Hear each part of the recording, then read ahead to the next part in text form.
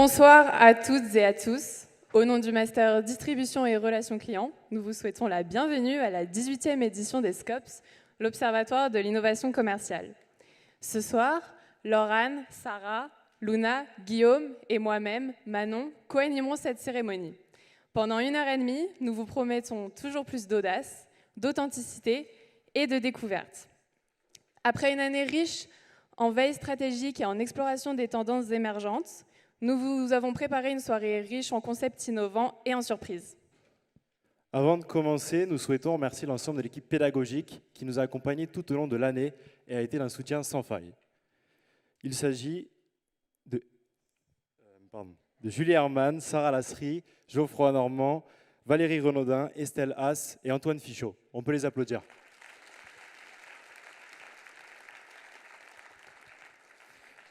Les diapos sont à jour. Nous laissons sans plus attendre la parole à Julie Hermann et Valérie Renaudin pour introduire cette soirée. Merci.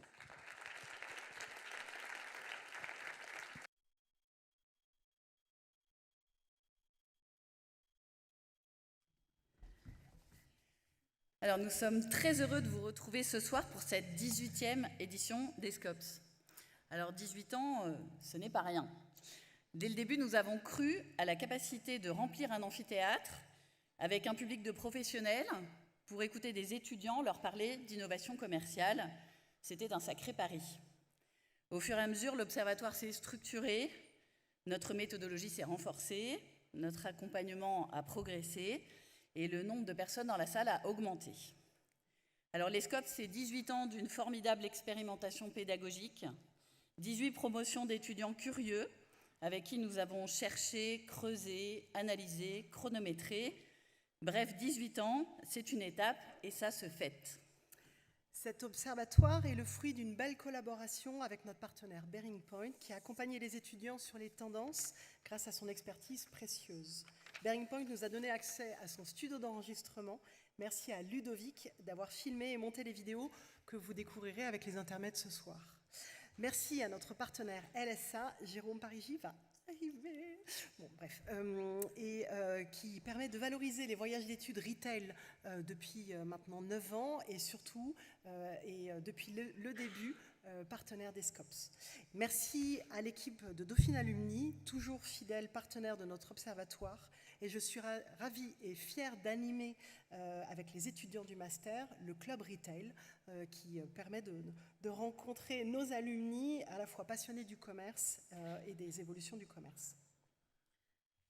Alors les SCOPS, c'est aussi cette cérémonie et la rencontre avec vous, professionnels et experts, qui êtes venus aussi nombreux pour cet événement. Votre fidélité et votre intérêt nous touchent. Nous remercions chaleureusement les membres du jury qui nous font l'honneur d'être là ce soir. Et donc cette année, nous sommes heureux d'accueillir dans notre jury des acteurs prestigieux du commerce. Emmanuel Bahuot de Sport 2000, Sophie Boquet du réseau Printemps et Citadium, Mathieu Chrétien d'Erta, Catherine de Blicker de Women in Toys et Xavier Delacroix de Casio.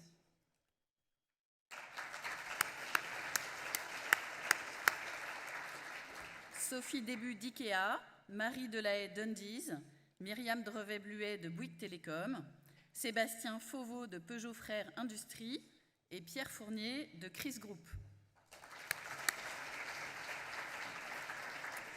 Julien Huyel du groupe Barrière, Antoine Moscardo de Monsieur Miam, Jennifer Mouillot de Gapian et Lisa Nakam de Jonac.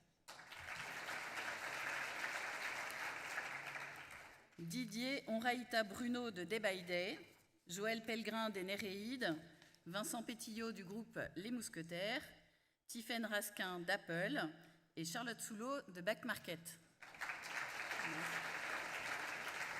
Alors, les partenaires de notre observatoire, Elisabeth Denner de Bearing Point, Jérôme Parigi de LSA et Christophe Chenu de Dauphine Alumni.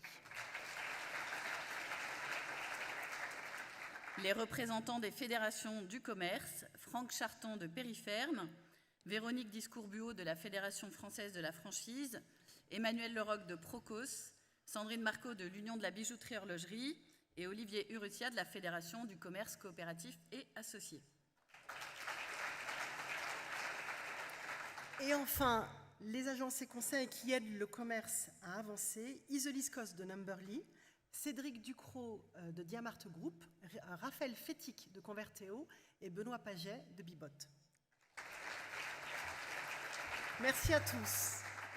Et nous laissons maintenant la parole à Luna pour vous expliquer le déroulé de cette soirée.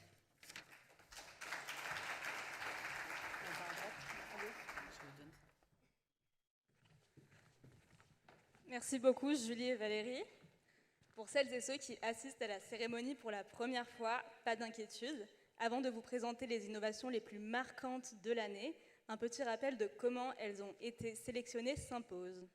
Pour vous présenter les meilleures innovations de 2024, les étudiants ont mené une veille dès septembre sur 5 secteurs, alimentaire et restauration, équipement de la personne, luxe et hôtellerie, tech, télécom et mobilité, et enfin maisons, loisirs et centres commerciaux.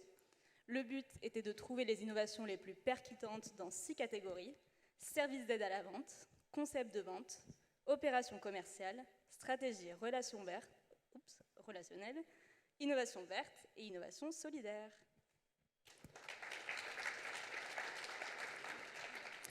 Entre septembre et novembre, les étudiants du master ont ainsi repéré près de 200 innovations lancées en France en 2024. Parmi elles, une première sélection de 80 innovations a été réalisée par l'ensemble des étudiants avec l'aide de l'équipe pédagogique. Nous avons ensuite pu affiner notre sélection des 16 meilleures innovations grâce aux précieux conseils de notre pré-jury de professionnels du secteur qui fut constitué de Camille Belon, Stéphane Le Soin, Tiffaine Rasquin, Margot Sicard et enfin de Guillaume Ziza. Merci à eux pour leur aide et leur engagement à nos côtés. À la suite de ce pré-jury, les étudiants ont pu analyser minutieusement les innovations sélectionnées. Pour ce faire, ils ont interrogé des décideurs et des clients dans le but de réaliser un dossier approfondi qu'ils vous présenteront ce soir sous la forme d'un pitch d'1 minute 45 top chrono. Et petite particularité pour cette 18e édition, les étudiants pitcheront en duo. Dernière explication, le vote.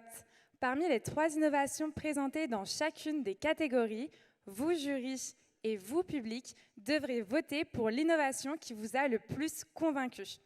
Petite précision, le vote du jury et le vote du public comptent respectivement pour 50%. Pour voter, c'est très simple. Pour vous, jury, vous pourrez scanner le QR code présent sur votre table et pour vous, public, vous pourrez soit scanner le QR code présent à l'écran ou alors vous rendre sur le site wooklab.com et saisir le code SCOPS25. Vous aurez alors 30 secondes pour voter, donc soyez réactifs. À chaque temps de vote, vous pourrez soit rescanner le QR code ou alors rafraîchir la page Internet sur votre téléphone. Comme l'année passée, l'annonce des résultats se fera à la fin de la cérémonie. Nous appellerons les représentants des innovations gagnantes à venir sur scène pour se voir remettre le trophée de la catégorie.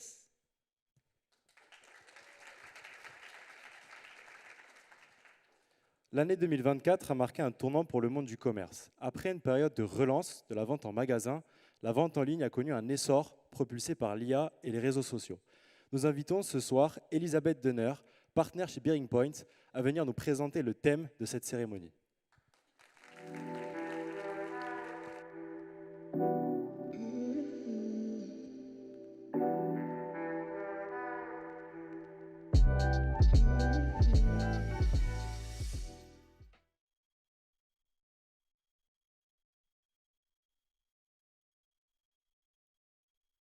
Est-ce que c'est mieux? Voilà.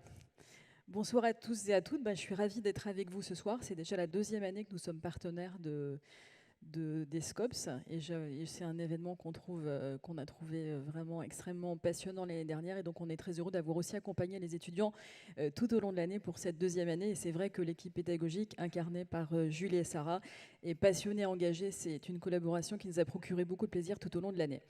Alors, on s'est dit justement que ce soir, avant de parler innovation commerciale, on se proposait peut-être de vous présenter notre vision des tendances du retail pour cette année. Alors, il y en a 7. Alors, il me faudrait peut-être 1 heure et demie pour développer ça. L'idée ce soir, c'est juste de vous faire un petit teasing et de vous les présenter en quelques minutes. Alors, première tendance de l'année, la boutique star du spectacle. Alors c'est vrai qu'on a l'habitude toujours tous les ans d'étudier au plan macroéconomique un petit peu l'évolution des ventes du commerce. entre l'e-commerce et le retail physique. Et si on regarde un petit peu en arrière, en 2018, on parlait de la fin des magasins physiques, ce qui évidemment n'est pas arrivé. Ensuite, à la faveur du Covid, il y a eu une accélération très forte de l'e-commerce. Et puis ensuite, l'e-commerce a fortement ralenti. En 2022, c'était l'annus horribilis de l'e-commerce. Les magasins physiques ont repris le dessus et cette année, on est à nouveau dans une année de rebond de l'e-commerce assez forte à la faveur de deux facteurs. L'intelligence artificielle, bien sûr, et en 2025, 80% des transactions sur l'e-commerce émanent de l'intelligence artificielle, donc c'est quand même un chiffre très fort. Et l'autre cause racine, c'est le social commerce, on y reviendra tout à l'heure. Néanmoins, l'e-commerce ne représente que 20% du total des ventes, donc c'est quand même 80% des ventes qui viennent toujours du retail physique. D'où la boutique star du spectacle et évidemment les investissements des retailers continuent de se concentrer sur les magasins physiques. Et qu'observe-t-on aujourd'hui sur le marché? En fait, j'ai envie de dire que le Graal du stratège, c'est de se concentrer sur un avantage, un différenciateur non reconductible. Et quel est-il pour les magasins? Il s'agit de se concentrer sur les émotions, la connexion émotionnelle, les 5 sens, puisque ça, c'est quelque chose qui n'est évidemment pas possible d'obtenir avec l'e-commerce, où on a quand même une expérience plutôt assez plate. Donc ce que l'on voit dans les magasins, c'est évidemment plus du tout la folie du digital qu'on a vu il y a quelques années, mais c'est véritablement des investissements qui sont concentrés sur le bien-être, qui est, de notre point de vue, extrêmement à la mode cette année. Alors là, on vous a mis quelques exemples. Alors, ce sont des magasins new-yorkais, puisqu'on va tous les ans à la NRF, qui illustrent cette tendance vers les 5 sens.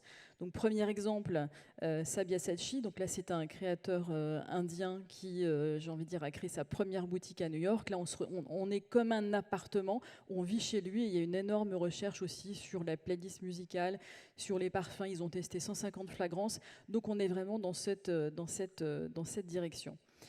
Deuxième exemple, Cartier. Donc Cartier a ouvert une nouvelle boutique cette année à New York et ils ont maintenant un Chief Hospitality Officer.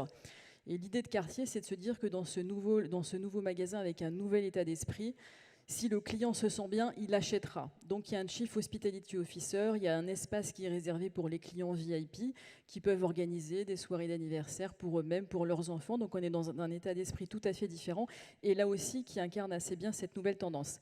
Et puis l'autre exemple qu'on vous a proposé, c'est un magasin qui s'appelle Telfar, du nom du designer éponyme. Et là, l'idée, c'est que chacun, c'est le bien-être individuel et vous pouvez vous projeter vous-même, vous êtes votre propre mannequin et vous êtes projeté sur les téléviseurs dans le magasin. Donc première tendance, boutique star du spectacle et puis des investissements concentrés sur les 5 sens, l'émotion et le bien-être. Deuxième tendance qui nous paraît importante cette année, c'est l'avènement du retail média.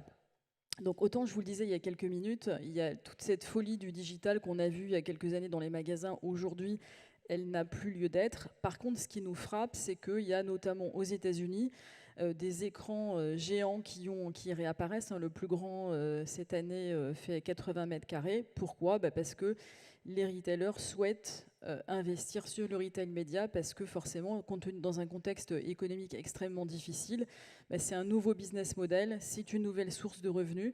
Et si on regarde le marché aujourd'hui, les chiffres sont exponentiels. C'est un marché qui devrait progresser de 52% d'ici 2028 pour atteindre 32 milliards de dollars. Ça, c'est sur la partie retail physique.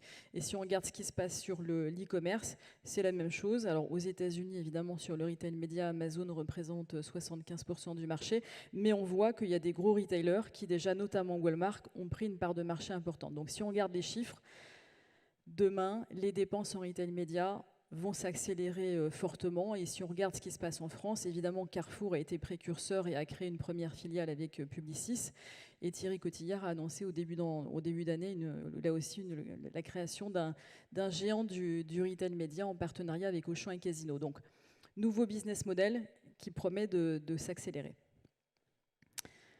Troisième sujet, et là on est vraiment au cœur de l'innovation. Alors en fait, on l'a appelé « You cannot spell retail without AI ». Tellement il y a un blast cette année, évidemment, sur l'intelligence artificielle.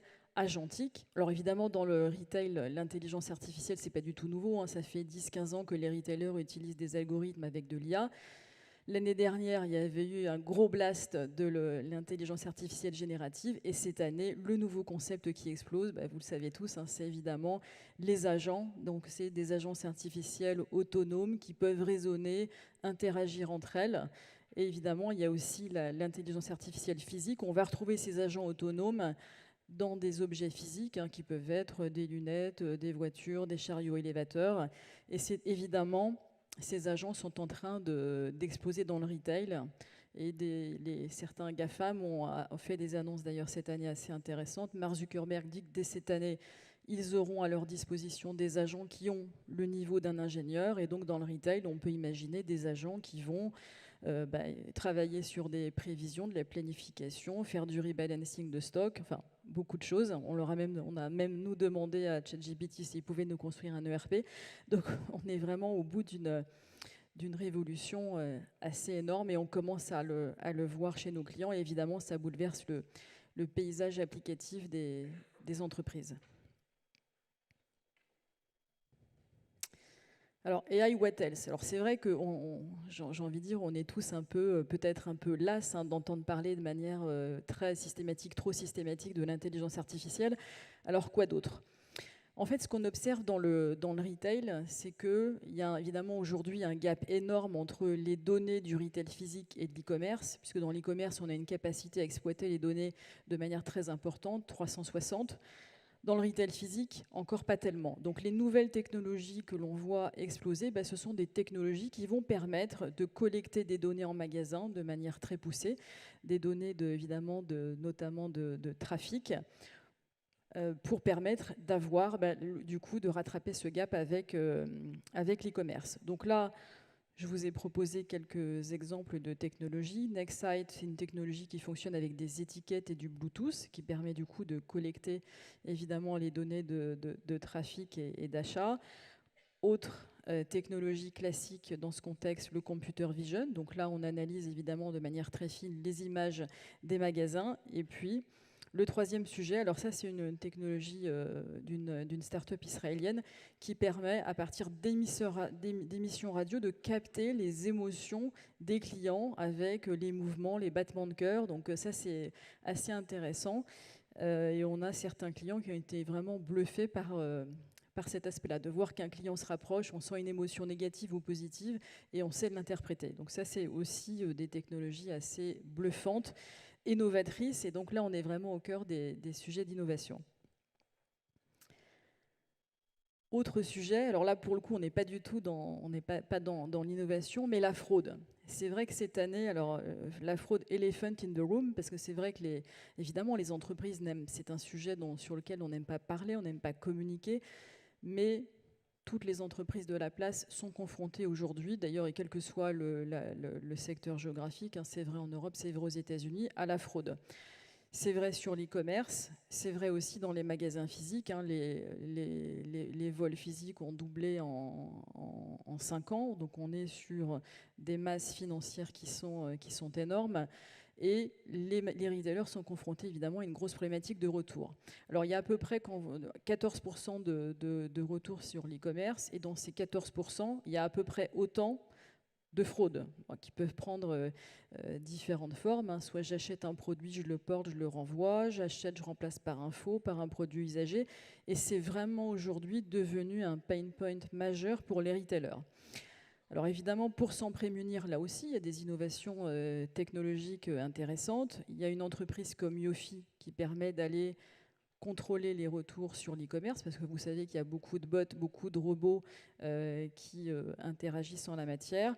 Ou alors, il y a évidemment des technologies sur les systèmes de caisse, là aussi avec du computer vision, dissociés ou pas des systèmes d'encaissement qui permettent là aussi, avec les images, de contrôler ou pas les fraudes. Mais sachez aussi que de manière très basique, beaucoup de retailers sont en train de réduire les self-checkout parce que, évidemment, la fraude est beaucoup plus difficile à contrôler dans ce contexte. Et certaines entreprises comme Walmart aux États-Unis réservent maintenant les self-checkout aux clients les plus fidèles, donc Walmart Plus en fait. Donc grosse préoccupation pour les retailers cette année, la fraude cette année, j'ai envie de dire plus que jamais. Autre tendance très forte cette année, alors c'est vrai qu'on en parle beaucoup dans les médias, c'est le social commerce. C'est vraiment là aussi une des causes très fortes de rebond de l'e-commerce. Aujourd'hui, le social commerce, c'est à peu près 20% des ventes d'e-commerce et c'était évidemment 4 fois moins il y a 5 ans. Donc il y a une explosion assez importante de ce social selling. Alors c'est vrai qu'on parle beaucoup notamment de TikTok en ce moment dans les médias. En France, jusqu'à présent, TikTok ne permettait pas encore de faire du social selling. Ça va être le cas, ils l'ont annoncé. Aux États-Unis, le social commerce représente déjà 100 milliards de dollars. Et évidemment, il y a une accélération très très forte, notamment chez les Gen Z. Pour vous donner une idée, aux États-Unis, il y a à peu près 37% des consommateurs qui sont sur des plateformes de social commerce. Chez les Gen Z, on est plutôt autour de 71% et 82% quand on regarde les données en Chine. Donc on est sur un phénomène qui explose et aussi en termes de valeur, forcément comme on est sur des achats répétitifs, le panier moyen est très élevé. On est aux États-Unis, on cumule en moyenne, les acheteurs social commerce achètent à peu près 820 $ par an, donc on est quand même sur un panier qui est très élevé. Alors évidemment, derrière ça, il y a évidemment beaucoup de sujets de réflexion politiques, éthiques.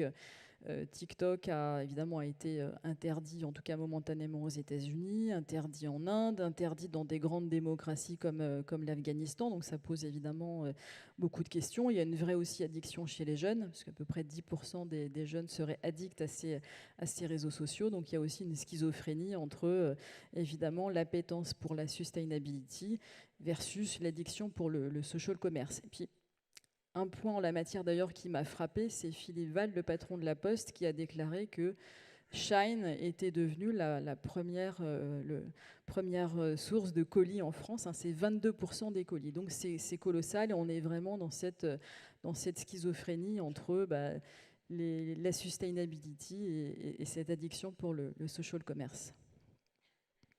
Et là aussi, c'est quand même un canal qui est amené à évoluer, évidemment, à croître fortement dans les années qui viennent. Dernière tendance, j'ai été vite, mais évidemment c'était difficile, surtout dans le contexte géopolitique qui est le nôtre, de ne pas aborder le sujet de la sustainability. Là aussi, on a regardé les chiffres, un chiffre étonnant quand même, si on regarde j'ai envie de dire l'évolution de la dépense carbone aux États-Unis et en Europe, en fait, l'écart sur 15 ans n'est pas si important que ça. L'Europe a baissé, j'ai envie de dire, son empreinte carbone d'à peu près 25%, les États-Unis 15% sur la même durée, donc il y a un écart qui n'est pas aussi abyssal que ça.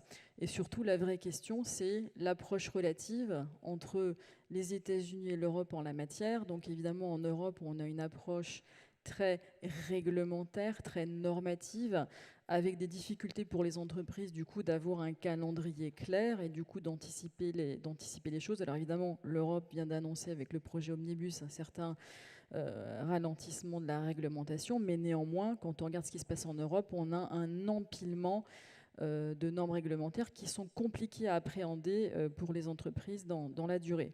Aux États-Unis, on a une approche qui est plus pragmatique. Ce que disent les Américains, c'est que what is good for planet is good for business. Donc c'est une approche tout à fait différente, mais qui a néanmoins, elle aussi, des résultats moins importants qu'en Europe, mais des résultats quand même. Et pour vous donner une idée, quelques programmes d'ailleurs qui nous viennent des États-Unis en matière de sustainability et qui ont quand même eu des résultats intéressants. Premier cas, une marque qui s'appelle Arc'teryx. C'est le groupe Amersport, qui est le même groupe que Salomon. Ils ont un programme Rebirth et ils ont investi de manière importante, d'ailleurs y compris dans leurs magasins physiques, sur des produits de seconde main, sur de la réparation, sur des ateliers. Évidemment, ça aussi, il y a un intérêt tout à fait important pour l'image de marque. C'est un programme qui marche bien. Et évidemment, si on regarde du côté du premier retailer aux États-Unis, Walmart, eux aussi, ils ont mis en place une plateforme de seconde main qu'ils ont mis en place en 2022. Et en 3 ans, ils avaient déjà 15 000 fournisseurs, 5 millions de produits sur la plateforme. Donc là aussi, des résultats assez intéressants.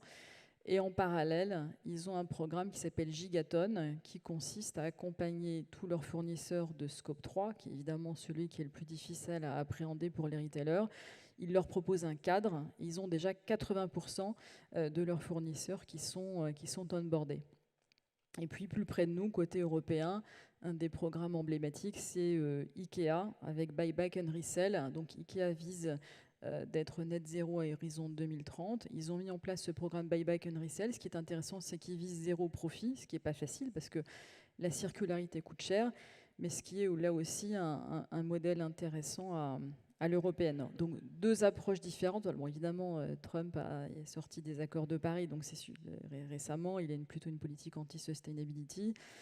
Du coup, l'Europe vient de suivre en ayant là aussi, en restreignant ses ambitions, mais on a des modèles économiques qui sont évidemment tout à fait différents. Et on sent que cette année, on est aussi dans un point de bascule en Europe, entre évidemment une contradiction entre la rentabilité et puis une envie sincère de beaucoup de groupes européens d'aller vers évidemment plus de RSE. Donc aussi là, c'est un sujet évidemment qui sera à suivre avec attention. Voilà, alors comme je n'avais que quelques minutes, j'ai essayé d'être assez rapide. Donc voilà un petit peu, pour nous en tout cas, quelles sont les 7 tendances qui vont bouleverser le retail, en tout cas cette année. Et donc on va voir, je vais donc laisser la parole à nos étudiants pour justement voir si les Scopes évidemment reflètent ces tendances. Merci, excellente soirée.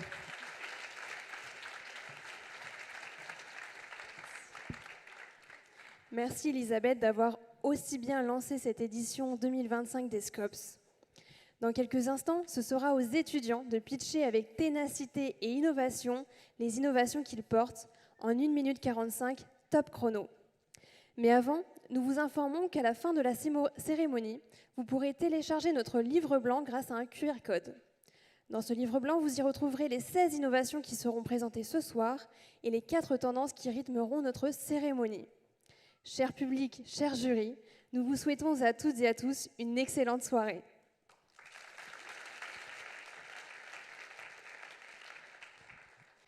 Comment lever les freins à l'achat? C'est la question que se sont posées Laura et Iman, Soukaina et Laurane, ainsi qu'Alexis et Guillaume. Ils vont vous présenter les 3 innovations de la première de nos 6 catégories, les services d'aide à la vente.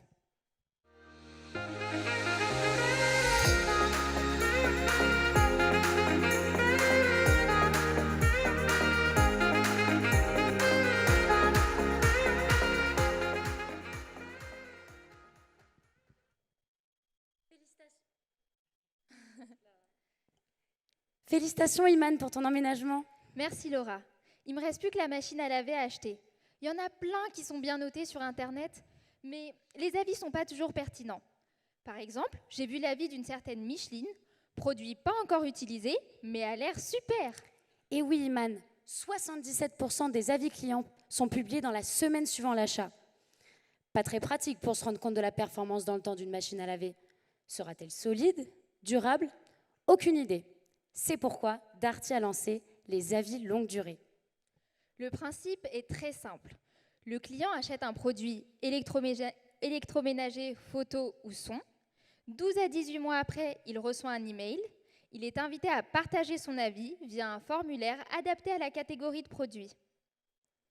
Sur le site internet, on retrouve désormais 2 types d'avis.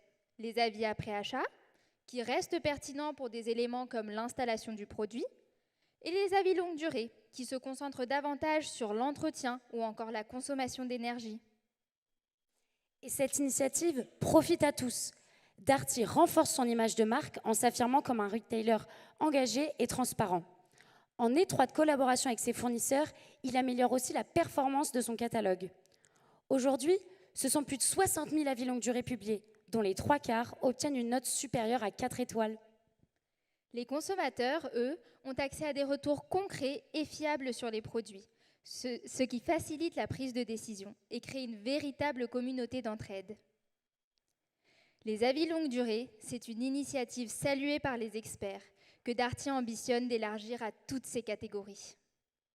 Et maintenant, Une seule question reste en suspens. Pourquoi n'y avait-on pas pensé avant ?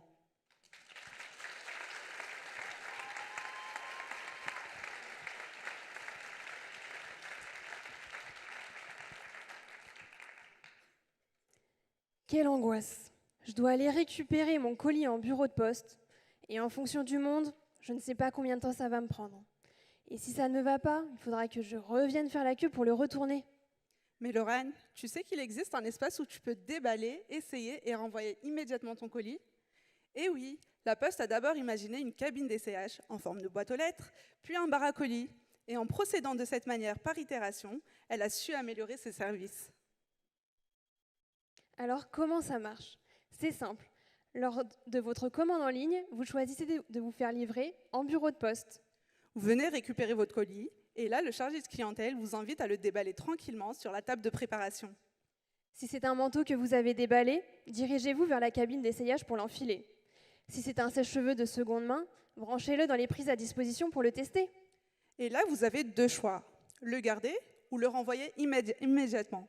Pour cela, imprimez votre étiquette de retour sur un automate, puis emballez votre colis directement avec le matériel mis à disposition. Résultat ? Ce nouvel espace simplifie votre quotidien. À la Grande Poste de Saint-Étienne, ce sont des dizaines de clients qui utilisent le service chaque jour. Et en répondant aux besoins du e-commerce, la Poste modernise son image pour s'adresser notamment à des cibles plus jeunes. Cette qualité de service permet même de séduire les sites marchands. Et oui, désormais, proposer une livraison par la Poste, c'est offrir à ses clients une expérience différenciante jusqu'au bout. Aujourd'hui, déployé dans une dizaine de bureaux La Poste, le bar à colis sera présent dans 12 bureaux supplémentaires en 2025. Mais imaginez si ce concept venait à se généraliser à tous les bureaux point relais. La Poste se positionnerait comme un acteur incontournable sur le marché ultra concurrentiel de la livraison hors domicile.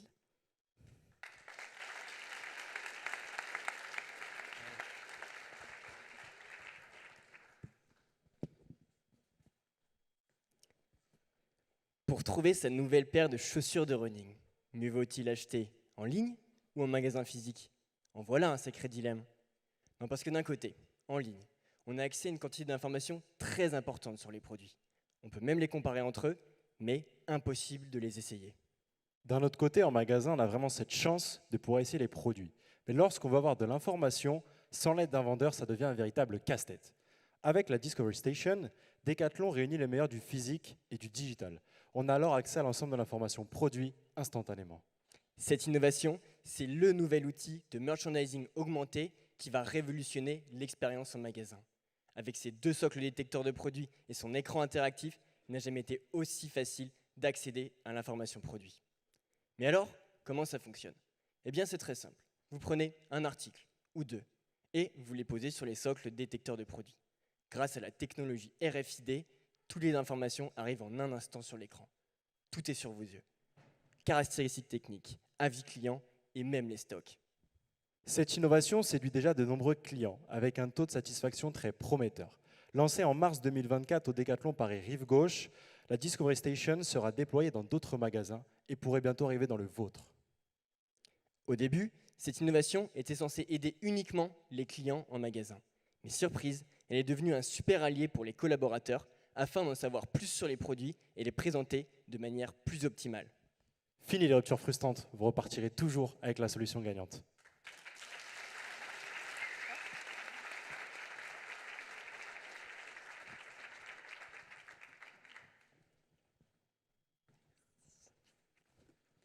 Merci beaucoup Laura, Iman, Laurane, Soukaina, Alexis et Guillaume. Alors, entre les avis longue durée de Darty, le bar à colis de La Poste et la Discovery Station de Decathlon, laquelle allez-vous élire ? Cher jury, cher public, c'est à vous de voter pour la meilleure des 3 innovations dans cette première catégorie. Pour cela, c'est simple. Pour vous, jury, il vous suffit de scanner le QR code sur votre table et pour vous, public, de scanner le QR code qui s'affiche à l'écran. Vous avez 30 secondes.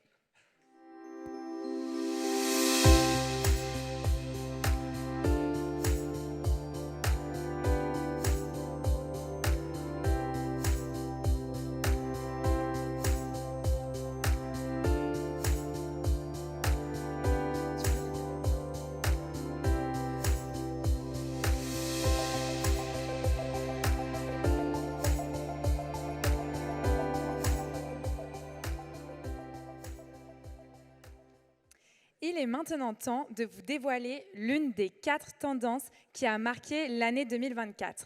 Nous commençons tout de suite par décrypter un marché en plein essor, celui du low-cost, présenté par Soukaina, Manon, Camille, Yasmine, Salomé, Iman et moi-même.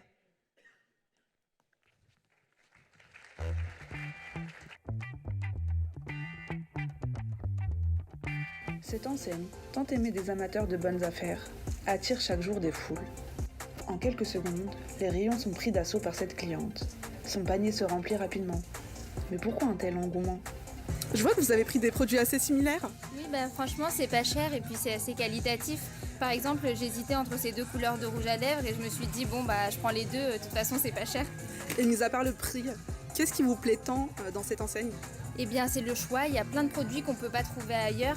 Et puis, il y a des produits hyper à la mode sur les réseaux sociaux, comme celui-ci. Et je me suis dit, je le prends directement avant qu'il n'y en ait plus. Des paniers qui se remplissent vite, des produits en vogue sur les réseaux sociaux. Mais derrière ces comportements, quelles sont les véritables tendances de ce secteur?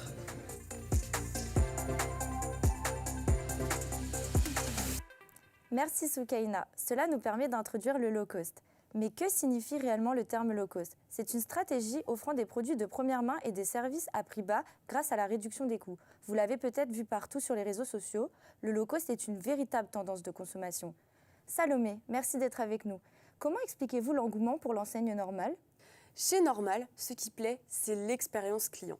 Chaque magasin est vraiment conçu comme une chasse au trésor, aussi bien dans le parcours que dans la présentation des produits. Et chaque semaine, l'assortiment est renouvelé pour plus de surprises et de découvertes. Et il y a également un espace dédié avec les produits tendances sur les réseaux sociaux, TikTok et Instagram. Résultat, les clients ont toujours envie de revenir. Merci Salomé. Camille, d'un point de vue économique, comment expliquez-vous l'attrait des consommateurs français aujourd'hui pour ces enseignes low cost? Cela s'explique d'une part par l'existence d'une classe moyenne dont les revenus progressent très peu. D'autre part, l'inflation s'est fortement accentuée ces dernières années. Elle était de 4,9% en 2023 et tourne aujourd'hui aux alentours de 2%. En parallèle, il y a une hausse des dépenses contraintes des ménages français et la nécessité pour eux de réaliser un arbitrage budgétaire. Et cela leur permet de sauvegarder une partie de leurs revenus disponibles. Les Français, quelle que soit leur catégorie socio-professionnelle, ont donc un pouvoir d'achat qui est amoindri. Et ils se tournent vers des offres low cost plus attractives en termes de prix. Ainsi, le low cost est en pleine croissance. Merci Camille. Manon, d'après vous, l'accès facilité à une large quantité de produits à bas coût n'implique-t-il pas des externalités négatives? Oui, bien sûr, le low cost fait apparaître de nombreuses limites. Prenons l'exemple de l'industrie textile. Les produits sont souvent peu qualitatifs, les collections changent rapidement, et ceci alimente une spirale de surconsommation qui ne correspond pas à une vision durable du monde. Cette industrie est à l'origine de 10% des émissions de gaz à effet de serre. Et selon l'ADEME, en 2050, si les tendances actuelles continuent, ce niveau pourrait atteindre 26% des émissions mondiales. Le géant du e-commerce Chine est l'un des principaux acteurs de cette pollution accrue. Avec 1 million d'habits produits par jour, l'entreprise émet plus de 15 000 tonnes de CO2 quotidiennement. Ici, je me suis focalisée seulement sur les limites environnementales, mais on pourrait aussi citer les limites sociales ou même législatives. Je vous remercie Manon. Sarah, d'après vous, le législateur ne peut-il pas se saisir de ces sujets? Si, justement. Nous assistons à une véritable schizophrénie du consommateur. Bien que conscient des ravages sociaux et environnementaux, il peine à changer ses habitudes. C'est pourquoi des réglementations françaises et européennes sont indispensables. En mars 2024, l'Assemblée nationale a adopté une proposition de loi contre la fast fashion qui prévoit un malus monétaire par article vendu et interdit la promotion de ces produits. Mais pour entrer en vigueur, elle doit encore être adoptée par le Sénat. On parlait de Chine tout à l'heure et au niveau européen, 91% des colis entrants proviennent de sites chinois et sont souvent non conformes aux normes européennes. Pour y remédier, la Commission européenne prévoit de taxer également les colis inférieurs à 150 € et renforcer le contrôle des produits importés. Je vous remercie Sarah pour l'énonciation de ce cadre réglementaire et je vous remercie toutes pour ces échanges constructifs. On se retrouve la semaine prochaine pour notre nouvelle édition.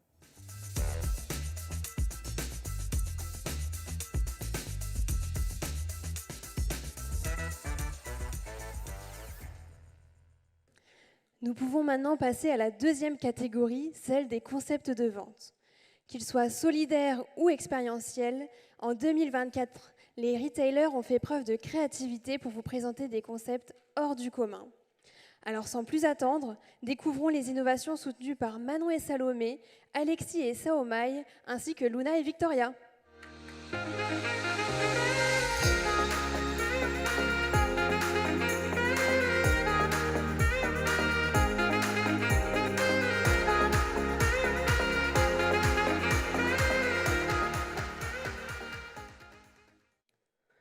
Caroline, 50 ans, handicapée, n'a jamais fait ses courses seule. Jamais. Mais ça, c'était avant. En décembre 2023, pour la première fois de sa vie, Caroline entre seule dans un magasin. Le premier carrefour handi-accessible de France, à Villeneuve-la-Garenne. Un magasin pensé pour tous les handicaps, visibles comme invisibles. Caroline, malvoyante et en fauteuil roulant, avance dans les allées, confiante. Elle y trouve un chariot PMR adapté à son fauteuil roulant, des accessoires comme une pince de préhension, une loupe et même un rayon avec une offre spécialement pensée pour les personnes handicapées. Tout est prévu. Besoin d'aide? Alexandre, un collaborateur formé à la langue des signes, est là, prêt à l'accompagner si Caroline l'appelle via un interphone situé au rayon vrac. Se repérer? Facile. Elle utilise les technologies Navilens et Orion, des applications mobiles qui l'aident à s'orienter en magasin. À la caisse, aucun stress. Priorité grâce à l'application Handivisible et livraison gratuite à domicile. Et le résultat? Caroline fait ses courses seule, comme tout le monde, avec plus d'autonomie et de simplicité. Déjà déployée dans 60 magasins Carrefour, dans différents formats, en France et à l'étranger, ce concept améliore la relation client, renforce l'engagement des équipes et ouvre la voie à un commerce qui devient enfin accessible à tous. Et Caroline n'est pas un cas isolé. Ce concept répond aux besoins des 12 millions de personnes en situation de handicap partout en France, mais pas que. Il aide aussi plus largement 30 millions de Français, si on inclut les seniors ou même les femmes enceintes.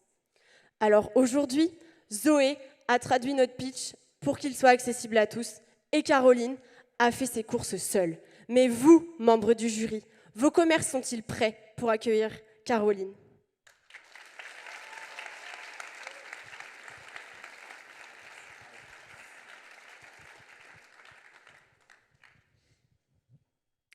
Nous sommes samedi soir, il est 20h30 et vous avez rendez-vous dans un parking bien glauque pour conclure la vente de l'aspirateur de vos rêves à prix défiant toute concurrence. Mais franchement, entre nous, ça fait pas rêver. Bah, ça fait même sacrément flipper. Eh bien, bonne nouvelle, tout ça, c'est du passé. La solution, le corner, le bon coin. Fini les rendez-vous hasardeux dans des endroits douteux, découvrez un espace neutre, sécurisé et éclairé où vous pourrez conclure toutes vos transactions sans aucun stress. Admettons, vous voulez vendre une cafetière et vous voulez prouver à l'acheteur qu'elle fonctionne. Eh bien, branchez-la sur l'une des prises du corner. D'un autre côté, vous voulez acheter un pantalon. Et bien sûr, vous voulez vérifier qu'il est à votre taille. Essayez-le dans la cabine d'essayage. En bref, c'est le meilleur du digital et du magasin physique réunis. Un endroit où vous pouvez vendre, acheter, tester, le tout sans aucune mauvaise surprise. Le Corner Le Bon Coin, lui, bénéficie d'une large couverture médiatique, avec des articles à la fois dans la presse, la télévision et les réseaux sociaux professionnels. Et bientôt, ce Corner Le Bon Coin pourrait bien être disponible en bas de chez vous, avec l'expansion des boutiques Mon Incroyable Commerce dans d'autres centres-villes. Mais Alexis, c'est quoi exactement Mon Incroyable Commerce ? Très bonne question, Seomaï. Mon Incroyable Commerce, c'est un lieu unique, un espace de vente partagé par des petits commerçants de centre-ville. Vous pourrez y retrouver à la fois de l'artisanat, du local et des bonnes affaires. Le tout dans une ambiance conviviale et dynamique. En voilà, enfin, une vraie solution pour redynamiser nos centres-villes.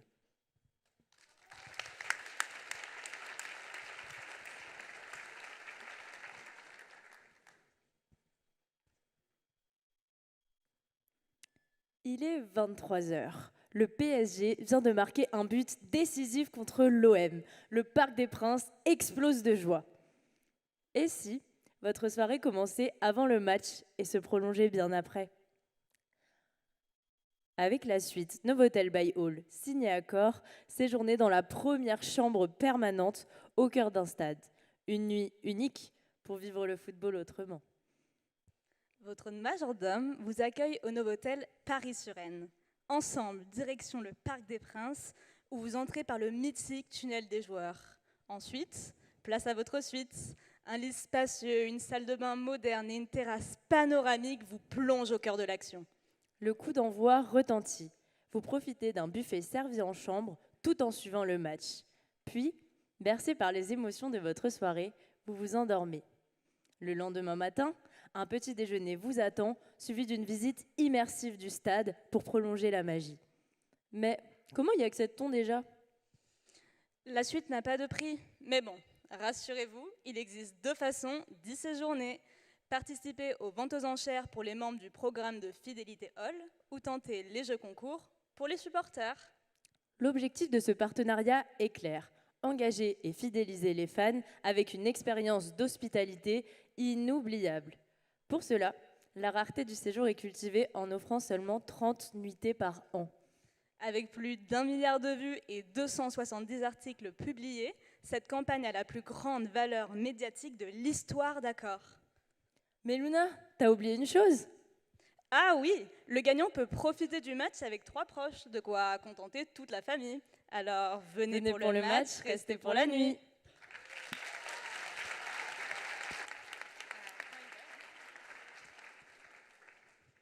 Merci beaucoup Manon, Salomé, Alexis, Saomai, Victoria et Luna. Alors, le premier magasin Andy accessible par Carrefour, l'espace d'échange physique Le Bon Coin ou la première chambre d'hôtel dans un stade de football par Novotel, laquelle de ces innovations mérite le meilleur trophée concept de vente ? Eh bien, c'est à vous de trancher et de voter.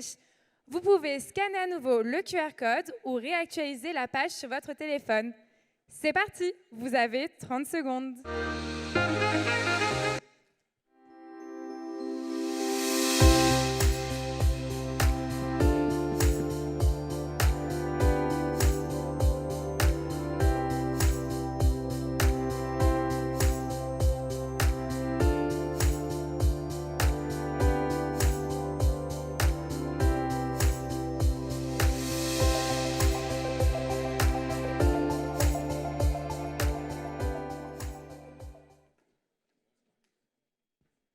Nous passons désormais à la deuxième tendance qui a marqué l'année 2024. Le secteur du milieu de gamme, entre crise, évolution et innovation dans un marché polarisé.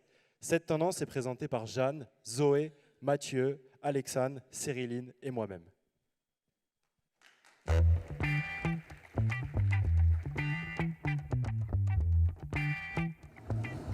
Dis donc, Céline, il y a de plus en plus de magasins qui ferment ou qui semblent en difficulté. C'était pas un magasin de chaussures, ça, avant ? Mais si, c'était un San Marina. Et là-bas, The Body Shop a baissé le rideau. C'est vrai qu'on n'entend plus parler, je sais pas trop pourquoi. J'ai l'impression que les consommateurs optent soit pour des produits bon marché, soit pour des marques haut de gamme. Mais entre les deux, ça coince un peu. Mais qu'est-ce qui se passe avec le milieu de gamme ? Toutes les entreprises sont en difficulté ? Guillaume, tu nous éclaires ? Ah, très bonne question, Alexandre. Le milieu de gamme, c'est un segment qui se situe entre le low cost, avec ses prix cassés, et le luxe, qui joue sur l'exclusivité et la qualité perçue. Et oui, Guillaume, avec un pouvoir d'achat en baisse de 3,1% entre 2021 et 2022, les consommateurs doivent faire des choix stratégiques. Face à un budget contraint et des besoins croissants, les consommateurs se polarisent. Certains privilégient le prix en se tournant vers l'entrée de gamme et d'autres misent sur la qualité et l'expérience en optant pour le haut de gamme. Le milieu de gamme peine donc à justifier son positionnement. Mais regarde, Guillaume, Promote s'en sort très bien pourtant. Eh bien, Jeanne, tout est une question de proposition de valeur. Pour tirer son épingle du jeu, il faut se démarquer avec une offre claire, différenciante et en phase avec les tendances actuelles. 3 grandes tendances émergent. Première tendance, reprendre les codes du luxe. Zara, par exemple, mise sur des boutiques ultra stylées comme le flagship des Champs-Élysées. Résultat, une fréquentation en hausse de 10% par rapport à l'ancien magasin situé plus haut sur l'avenue. Exactement. L'idée, c'est d'augmenter la valeur perçue du produit. C'est par exemple ce qu'a fait Cézanne avec ses micro-collections en édition limitée. Limitée dans le temps, mais surtout limitée en volume. L'objectif, susciter l'attente, le désir des acheteuses et le fear of missing out. Une fois les stocks épuisés, il n'y a pas de réassort. Et ça fonctionne. Le panier moyen est en hausse de 82 € en 1 an. Deuxième tendance, faire du shopping une expérience inoubliable. Regardez chez Decathlon, ils ont misé sur l'expérience client et sur un rebranding plus authentique. 69% des Français désirent une expérience plus uniforme en online et en offline. Donc Decathlon y répond avec l'optimisation de son site et de sa stratégie Digital First, intégrant l'expérience digitale en magasin. Et c'est super malin. Il joue sur un storytelling engageant qui véhicule des valeurs et une identité forte. Ça me fait d'ailleurs penser à Lacoste, qui a effectué un rebranding et qui a amélioré son expérience client en magasin, notamment avec son flagship de New York. Et ça fonctionne, puisque l'entreprise a enregistré une croissance de 26% en 2022 et a pour ambition de doubler son chiffre d'affaires d'ici 2030. Tout à fait, Jeanne. Et la troisième tendance, les consommateurs recherchent des marques alignées avec leurs valeurs, mettant en avant un engagement authentique pour créer une véritable connexion. Chez Promode, ils s'engagent pour l'inclusion, en élargissant leur taille et notamment avec leur stratégie Retail responsable sur mesure, pour rendre la mode plus durable et plus responsable de l'environnement. Oui Guillaume, et c'est une tendance lourde. Dans un contexte de crise climatique, les consommateurs se tournent vers des marques responsables et engagées. 82% des Français déclarent privilégier des vêtements durables. Et justement, Patagonia montre son engagement avec son programme Worn Wear qui incite à réparer plutôt qu'à racheter. Alors, c'en est-il fini du milieu de gamme? Pas si sûr. Il se transforme, il innove et surtout il cherche à séduire une nouvelle génération de consommateurs. Tout à fait Mathieu. Les marques de milieu de gamme qui innovent et affirment leurs valeurs au-delà des prix sauront se démarquer. Et voilà, maintenant vous savez tout. À bientôt pour un prochain épisode et surtout, restez épicurieux.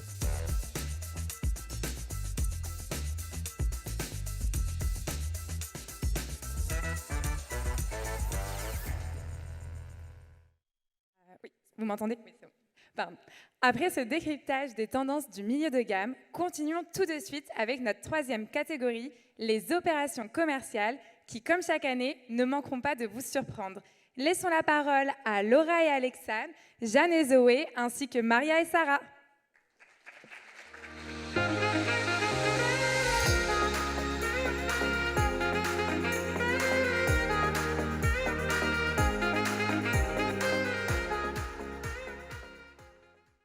Ah, les Lego.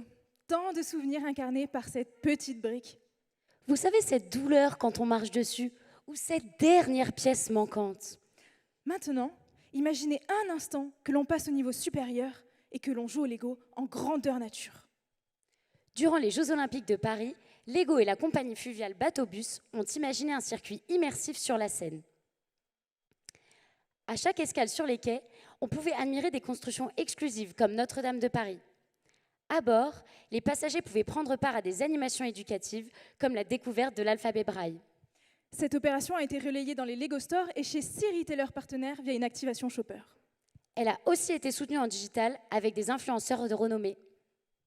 Et quel engouement de la part des consommateurs! Plus de 50 000 passagers ont embarqué sur le bateau-bus Lego. Wow. L'activation a touché plus de 25 millions d'utilisateurs sur les réseaux sociaux et généré 9 millions de retombées presse, y compris à l'international. La stratégie Drive to Store a su désaisonnaliser la consommation. Le panier moyen a augmenté de 15 € et la performance des magasins partenaires de 12 points. Au-delà des chiffres, Lego a su tirer profit des Jeux Olympiques sans même en être partenaire et a renforcé son image fun et cool auprès des consommateurs. Un vrai succès qui démontre que Lego continue d'innover et de faire rêver petits et grands. Avec cette petite brique, Lego crée des souvenirs pour toutes les générations.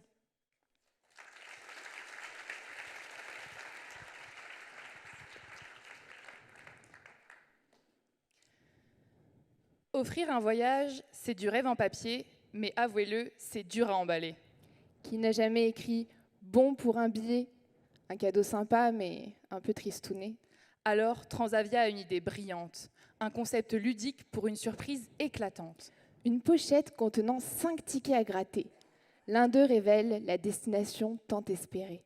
Athènes, Séville, Rome ou Porto, pour 199 €, adieu métro, boulot, dodo. Suspense et émotion, c'est la magie du jeu. Gratte, découvre et pars en voyage à deux. Grâce à la gamification, l'art d'offrir se réinvente. Un cadeau surprenant, une expérience captivante. Mais pas de hasard, pas d'incertitude. L'acheteur choisit la destination avec exactitude. Derrière les tickets, une seule vraie issue. Il sait déjà où s'envolera l'heureux élu. Un cadeau malin, ludique et marquant qui laisse qui laisse planer le suspense tout en restant 100% gagnant. Et le succès fut immédiat et fort, 400 pochettes vendues en un temps record. 5 heures pour le premier stock. Et pour le second, seulement 5 minutes. Incroyable, non? Buzz dans les médias, TikTok en folie, Transavia brille, et ça, c'est du génie. Mais au-delà des chiffres, ce qui reste, c'est l'émotion. Une marque qui se démarque par son innovation. Une image réinventée, un lien renforcé, un voyage qui commence avant même de décoller. Alors, prêt à voter pour cette innovation? Embarquez avec nous, destination émotion.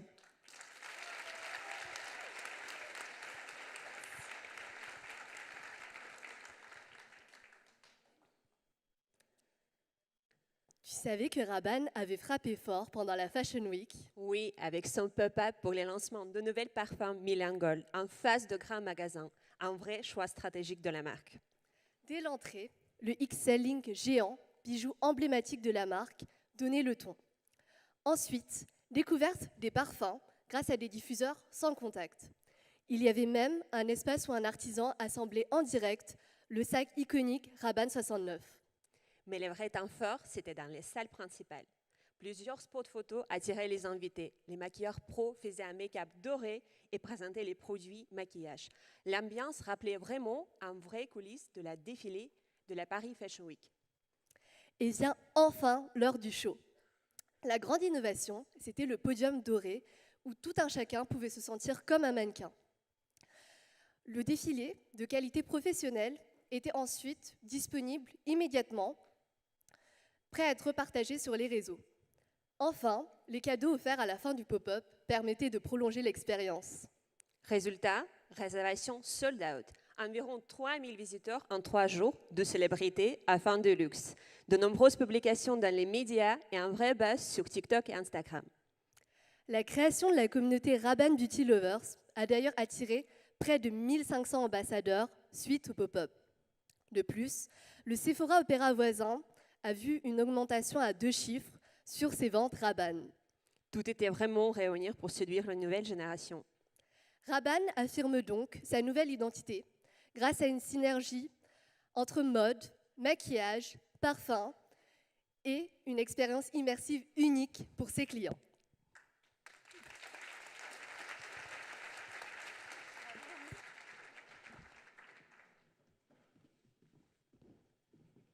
Merci beaucoup Alexandre, Laura, Jeanne, Zoé, Sarah et Maria. Alors, entre Lego et son bateau grandeur nature, Transavia et ses voyages à gratter, et le pop-up immersif Million Gold de Rabanne, quelle opération commerciale 2024 sera votre coup de cœur? Cher public, cher jury, il est encore temps de faire appel à vous pour départager ces 3 innovations. Pour cela, rendez-vous sur le même lien ou le même QR code que vos précédents votes. Vous êtes prêts? Vous avez 30 secondes, top chrono.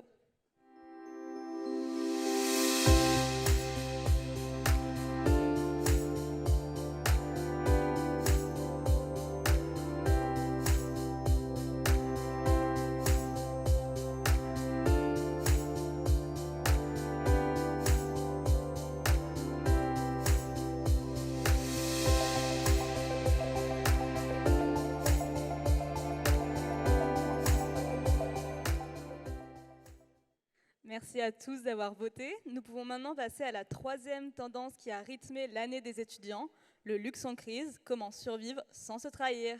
Bienvenue au tribunal du luxe, présenté par Laura, Chloé, Alexis, Victoria, Maria, Marine et moi-même.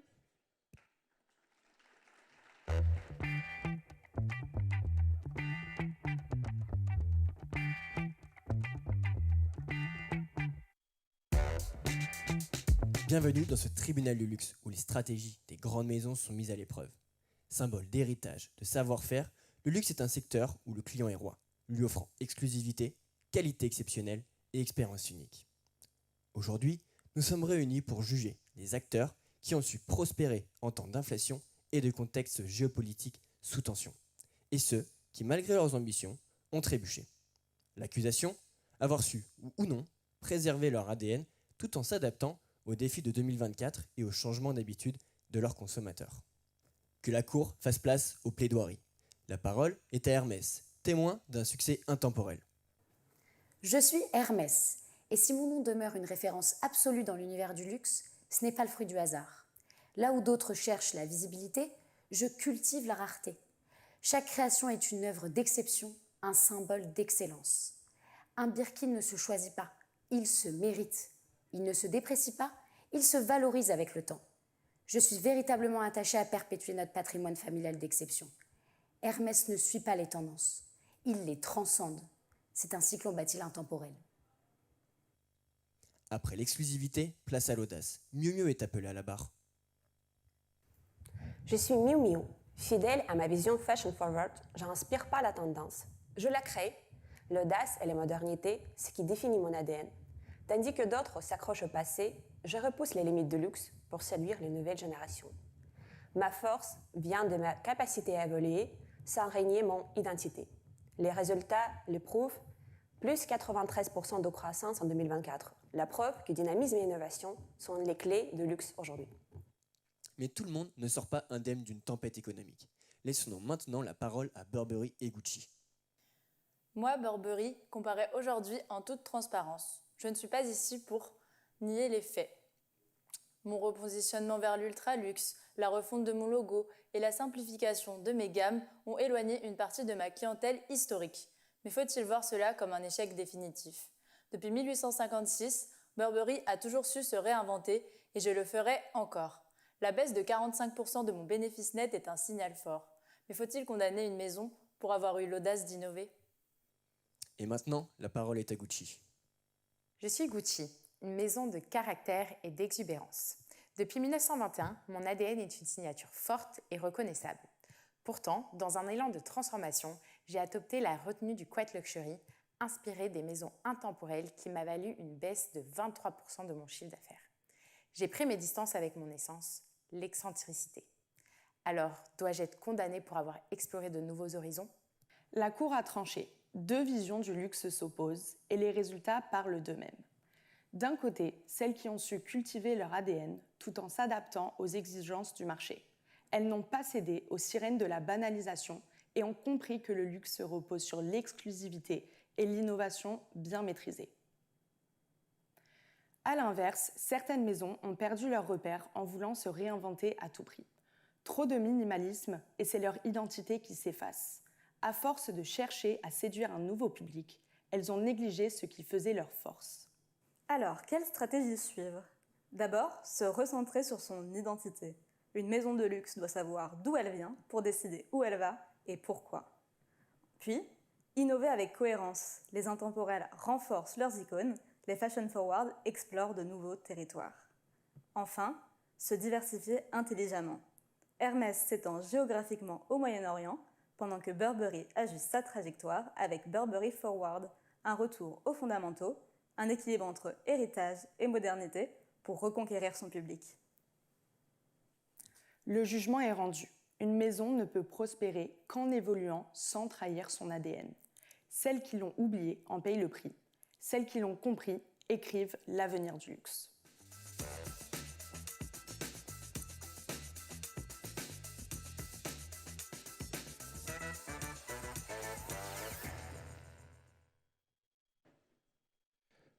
Nous poursuivons désormais avec la catégorie des stratégies relationnelles qui vise à récompenser les stratégies les plus disruptives en termes de relations clients. On nous a tous déjà répété combien il est important de placer ses clients au cœur de sa stratégie. Ce soir, ce sont Christophe et Zoé, Yasmine et Léa, ainsi que Chloé et Marine qui vont nous présenter l'ensemble des innovations, des stratégies relationnelles qui ont marqué l'année 2024.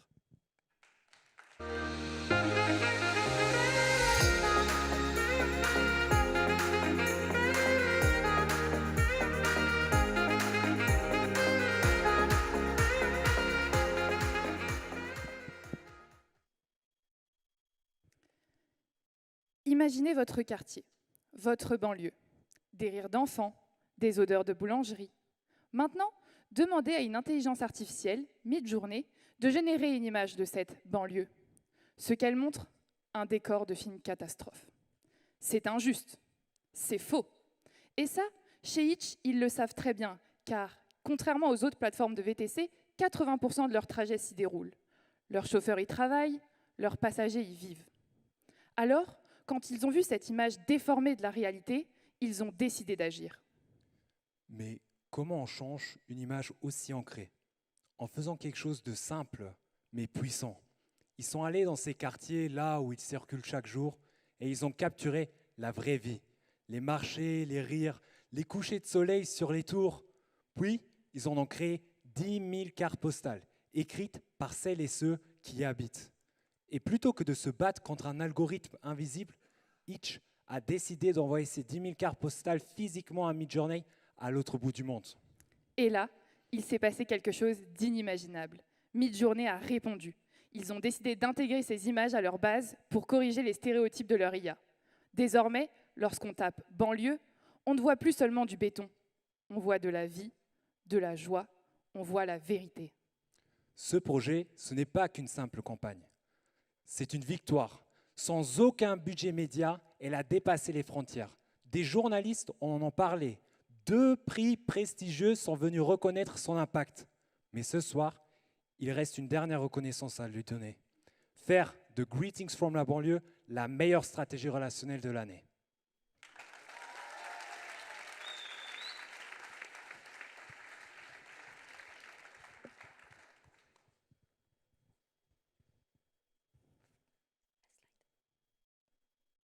Vous voyez cette basket? Vous savez tout de suite d'où elle vient. Lidl, bien sûr. Quelle autre enseigne peut se vanter d'un tel impact visuel? Aucune. Lidl, c'est plus qu'une enseigne, c'est une identité. Bleu, jaune, rouge, ces couleurs sont tellement ancrées dans l'esprit des consommateurs qu'elles sont devenues iconiques. Et oui, après le succès retentissant de ces baskets, Lidl a su capitaliser sur son image de marque unique avec des produits à ses couleurs toujours plus surprenants. Et cette fois-ci, c'était aux consommateurs eux-mêmes de choisir quel serait le prochain produit culte de l'enseigne. C'était simple. Il suffisait d'écrire « Je veux » et l'intelligence artificielle générative proposait 3 versions. Il n'y avait plus qu'à choisir ou recommencer à l'infini. Et c'était pas tout. Les internautes pouvaient voter pour leur coup de cœur ou encore partager leur création.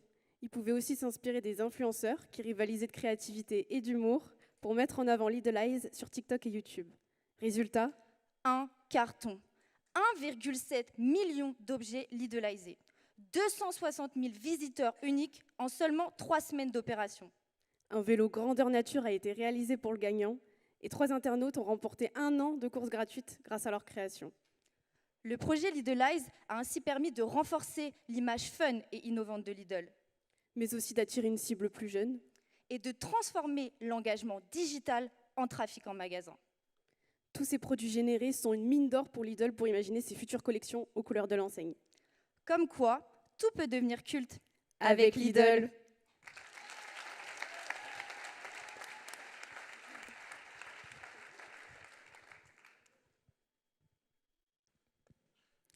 Avez-vous déjà eu un coup de cœur sur l'un de vos voisins?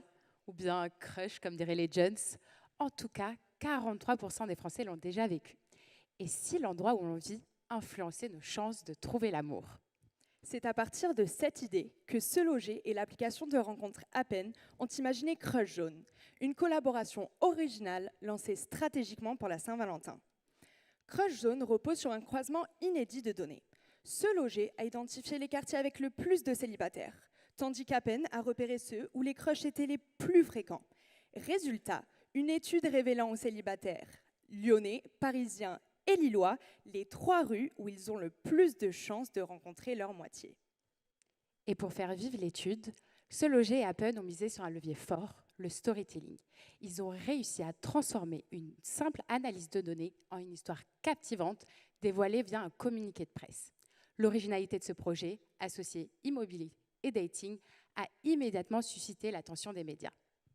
Et pour prolonger l'expérience, le jour de la Saint-Valentin, Se Loger et Appen ont organisé une distribution de chocolat chaud dans l'une des rues parisiennes identifiée comme la plus propice aux rencontres.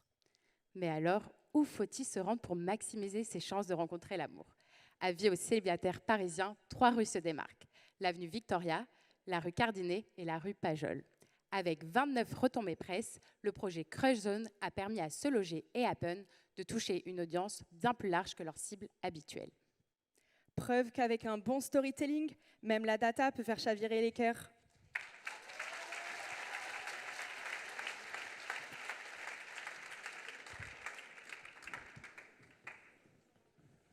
Merci beaucoup Christophe, Zoé, Yasmine, Léa, Marine et Chloé. Quelle est votre stratégie relationnelle préférée? La campagne Greetings from la banlieue, menée par Itch, la plateforme Lidlize, lancée par Lidl, ou encore l'opération Crush Zone de Se Loger et Appen? Cher public, cher jury, vous avez 30 secondes pour voter.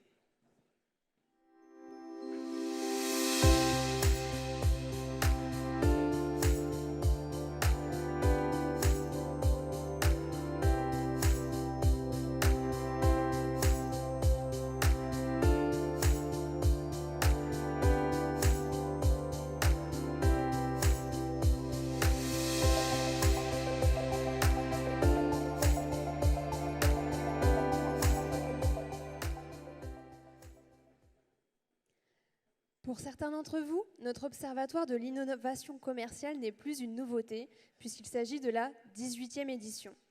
Mais surprise, cette année, les étudiants du Master Distribution et Relations Clients ont animé un nouvel observatoire sur l'innovation produit. Nous vous invitons à en découvrir les tendances 2024, mises en lumière par Joya, Sarah, Léa, Christophe, Saomaï et moi-même.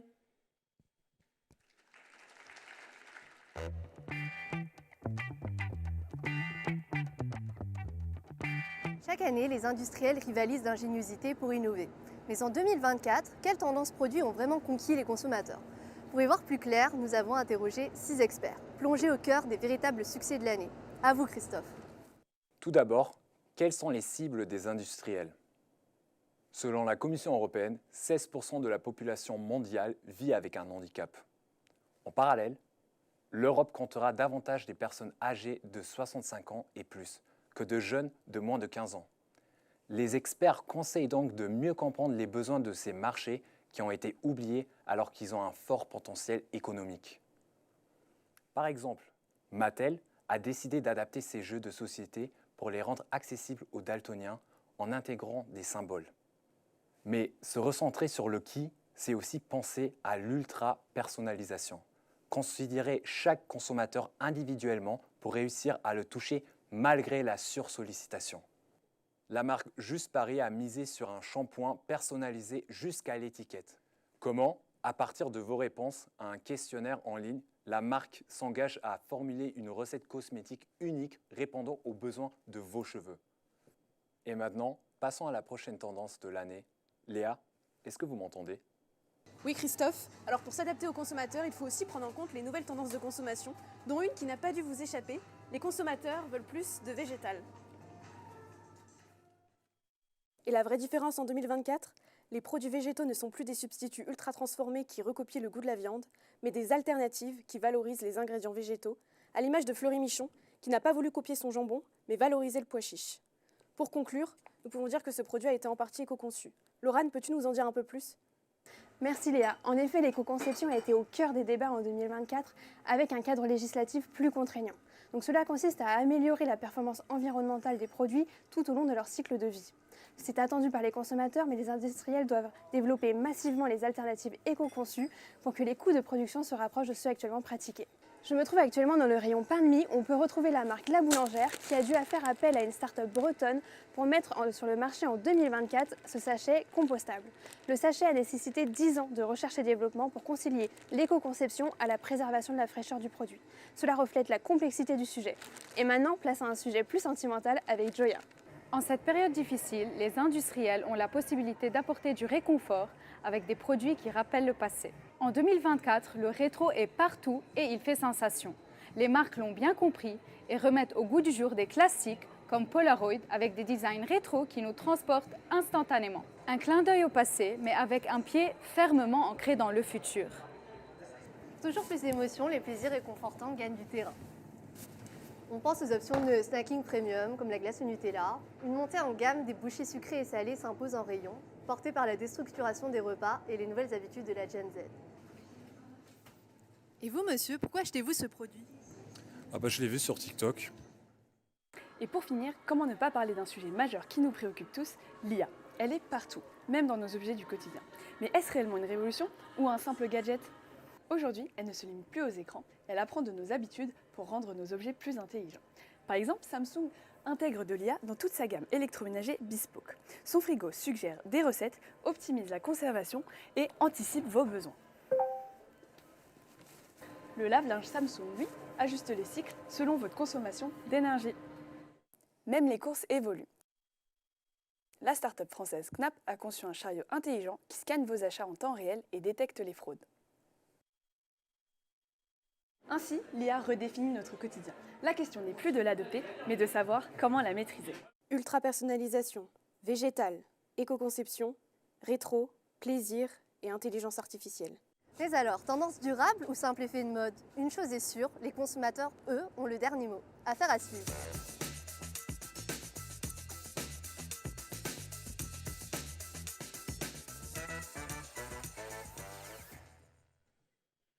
Il est maintenant temps de passer au dernier vote de la soirée dans la catégorie des innovations vertes. Cette année, les étudiants ont redoublé de créativité pour vous offrir des innovations qui sensibilisent, responsabilisent et impliquent différents acteurs. Je laisse la parole à Sarah, Laurane, Marine, Chloé et Camille.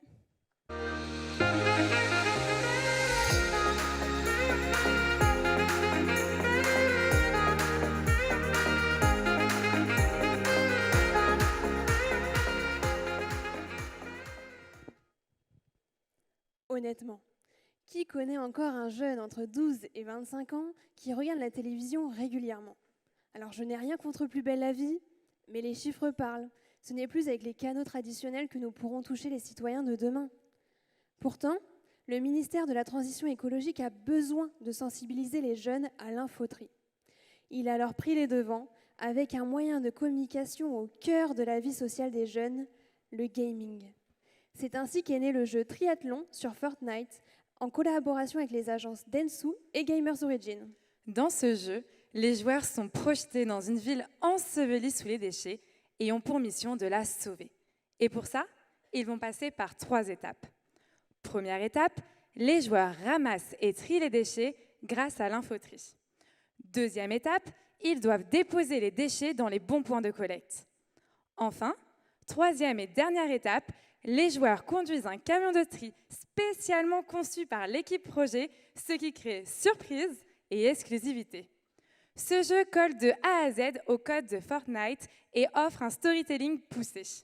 Et pour aller jusqu'au bout de l'expérience, le ministère a mis en place un jeu concours avec des consoles reconditionnées à gagner. Le ministère a réussi à recruter plus de 61 000 joueurs de novembre à février. L'équipe a battu des records sur Fortnite en captivant ses joueurs pendant environ 43 minutes. Même les créateurs de contenu gaming et les joueurs expérimentés sur Fortnite étaient impressionnés par le niveau de développement du jeu. Ils sont désormais prêts à faire le tri dans la vraie vie. Triathlon, conçu en seulement 3 mois, est la première expérience gaming d'un ministère et pourrait être source d'inspiration pour d'autres acteurs publics.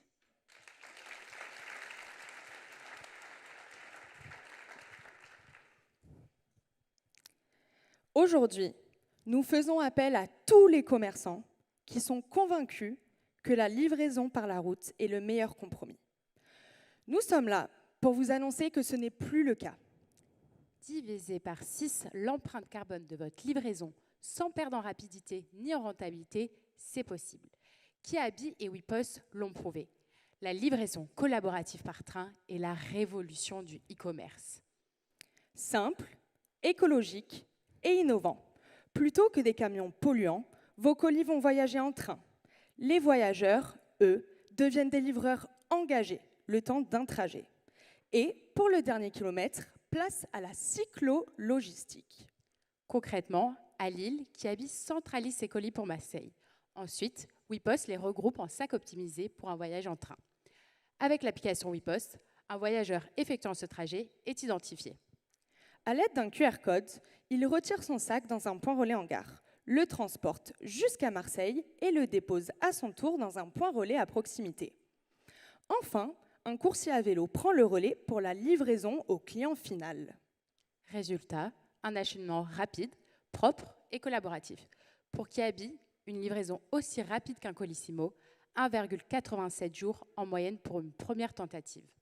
Comme quoi, il y a encore des trains qui arrivent à l'heure, mais surtout une réduction de 83% de l'empreinte carbone de la livraison. Et en plus, les voyageurs en profitent aussi, avec jusqu'à 10 € remboursés sur leur trajet. Plus qu'une initiative RSE, cette collaboration prouve qu'il existe un modèle viable où écologie et business avancent ensemble, main dans la main.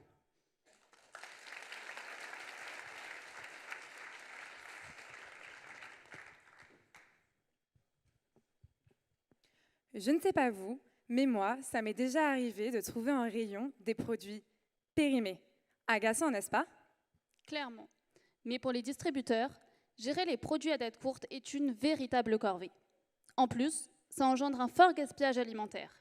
Et son coût, c'est environ 2% des ventes des distributeurs, l'équivalent de leur marge nette. Mais heureusement, Too Good To Go a la solution. Vous connaissez tous l'application pour les consommateurs. Aujourd'hui, découvrez l'application pour les distributeurs, Too Good To Go Platform. Elle fournit aux employés de magasins un reporting quotidien des produits dont la date d'expiration approche. Et pour chaque produit, elle leur propose des recommandations personnalisées de 3 types. Par exemple, à J-3, l'application génère une remise à coller sur le produit. Elle est calculée par intelligence artificielle en fonction du stock et de la météo. À J-1, l'application recommande d'intégrer directement les produits à un panier surprise de la marketplace Too Good To Go. Et hop, en quelques clics, le produit est ajouté à un panier surprise et le tour est joué. Enfin, le jour J, l'application propose une alternative solidaire grâce à des dons à des associations. Mais à votre avis, combien de produits sont sauvés grâce à cette solution?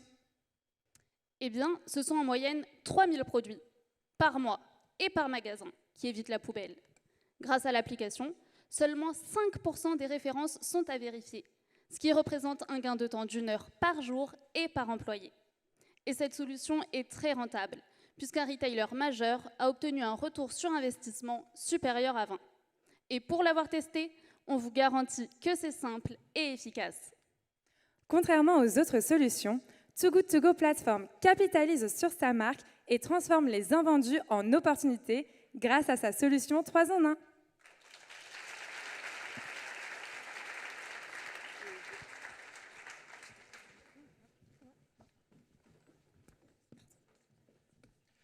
Merci beaucoup Sarah, Laurane, Marine, Chloé et Camille, qui, du triathlon mené par le ministère de la Transition écologique, de la livraison collaborative par train initiée par Kiabi et de la plateforme Too Good To Go, vous avez le plus convaincu. Vous connaissez le principe, c'est très simple. Rendez-vous sur le lien pour le dernier vote de cette soirée. Vous avez 30 secondes.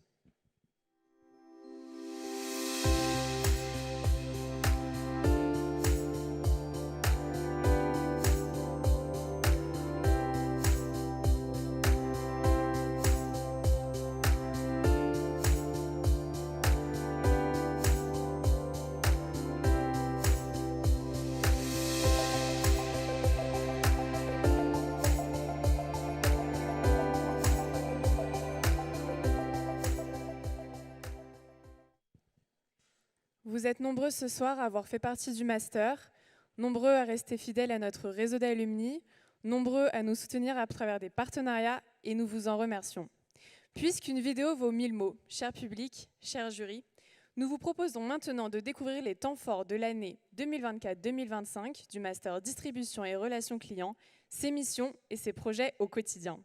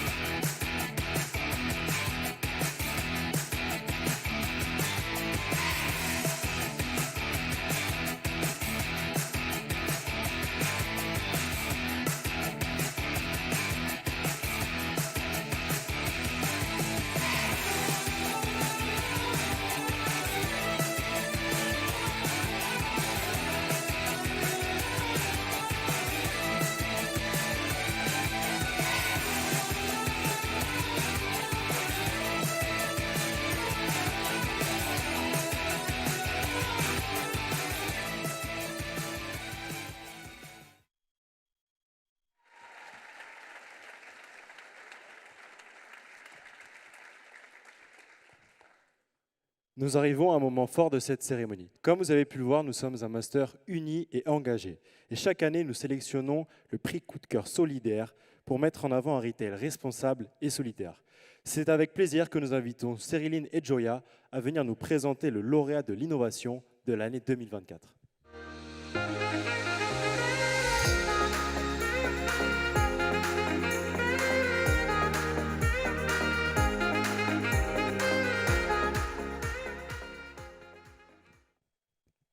Le Ritz Paris, c'est le symbole du raffinement et de l'élégance à la parisienne. Il est à l'initiative d'une collaboration inédite avec la Fabrique Nomade, une association solidaire. Le concept, transformer ces fragments de vaisselle brisés en une collection de bijoux exceptionnels. Chaque bijou, qu'il s'agisse de collier, de bague ou de bracelet, est une œuvre d'art qui fusionne l'histoire du Ritz et un savoir-faire moderne. Ces pièces ne sont pas seulement des accessoires, elles portent en elles des histoires de résilience et de renouveau. Les fragments de porcelaine brisés ont été confiés à des artisans réfugiés qui sont venus de différents horizons comme la Mauritanie, le Sri Lanka, l'Iran et l'Ukraine. Le résultat, une collection capsule de 40 pièces uniques exclusivement disponibles au Concept Store du Ritz Paris. Et ce n'est pas tout. 100% des bénéfices sont reversés à la Fabrique Nomade, soutenant ainsi l'insertion de ces artisans réfugiés. Eux, qui ont tout quitté, rêvaient de retrouver leur art, leur passion.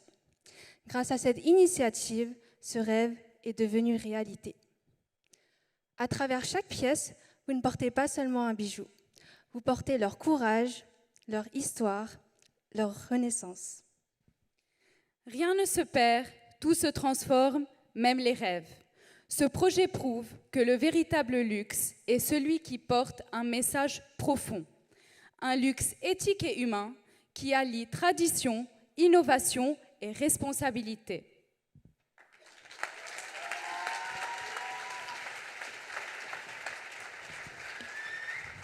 Merci Joya et Cériline, et encore bravo à l'Hôtel Ritz et à la Fabrique Nomade pour cette belle innovation solidaire qui a fait chavirer le cœur du master. Vous pouvez désormais scanner ce QR code pour télécharger le livre blanc de la cérémonie dans lequel vous retrouverez toutes les innovations et tendances présentées ce soir.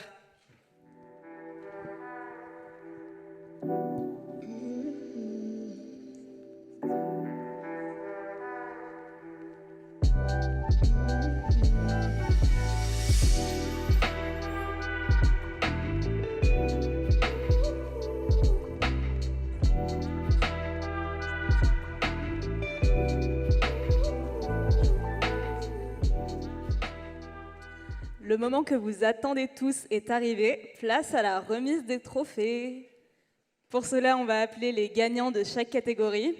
Les représentants des entreprises et les étudiants qui ont pitché les innovations seront invités à se rendre sur scène pour récupérer le trophée. Commençons par la première catégorie, les services d'aide à la vente. Déjà, un grand bravo aux 6 étudiants pour leur travail, on peut les applaudir.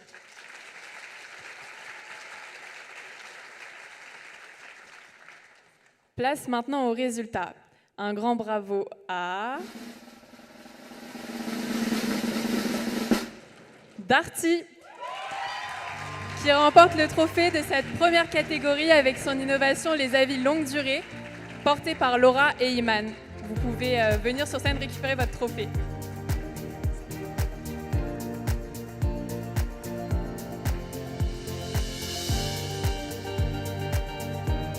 Darty, vous pouvez aussi venir récupérer votre trophée.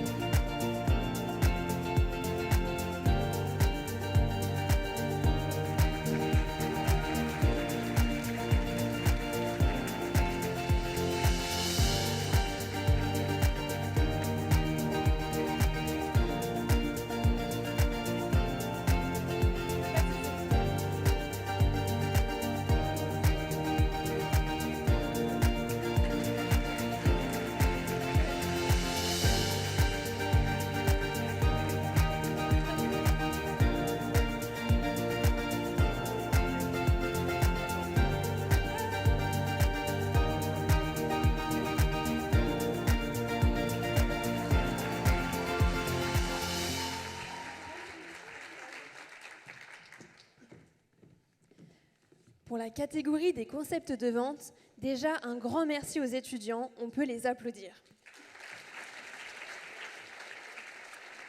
Maintenant, passons aux résultats. Le lauréat dans la catégorie concept de vente 2024 est attribué à Carrefour pour son innovation du magasin Handy Accessible. Bravo à Manon et Salomé.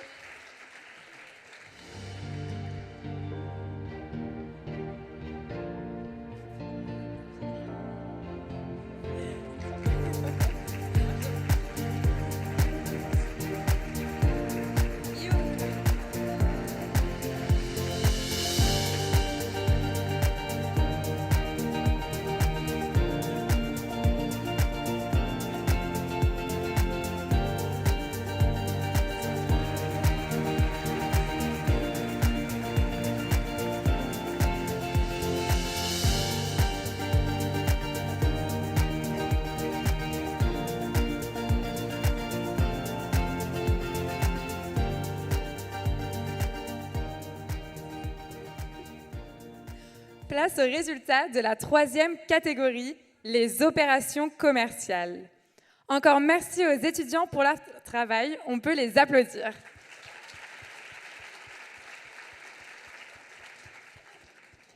Roulement de tambour.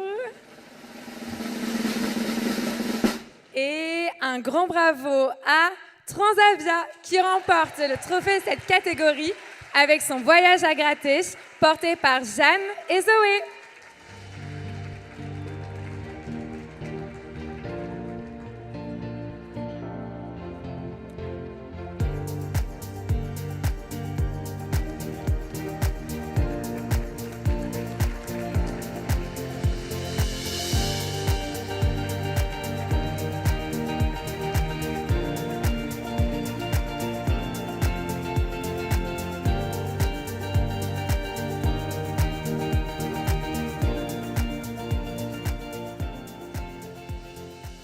Dans la catégorie des stratégies relationnelles, merci encore aux étudiants pour leur travail. On peut les applaudir. Maintenant, place au résultat. Un grand bravo à Itch, qui remporte le trophée de cette catégorie avec son innovation.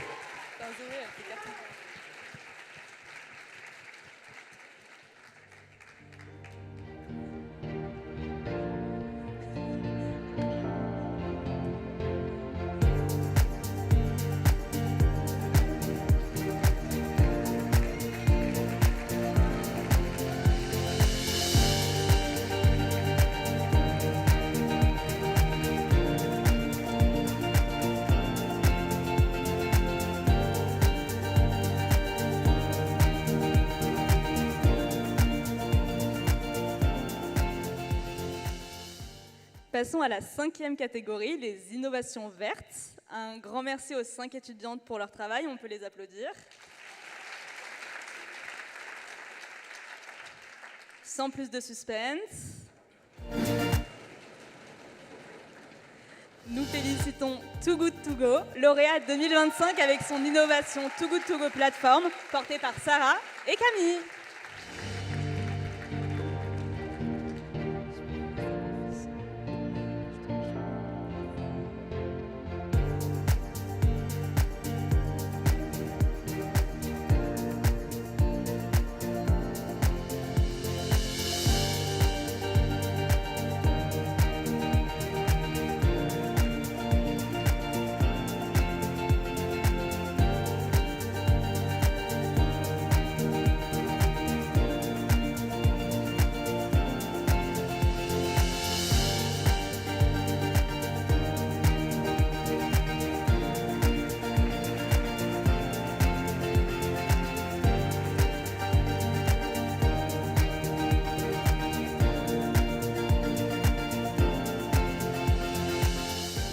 Et pour terminer, et sans surprise, un grand bravo à l'Hôtel du Ritz et la Fabrique Nomade pour leur collection de bijoux upcyclés, une innovation portée par Cériline et Joya.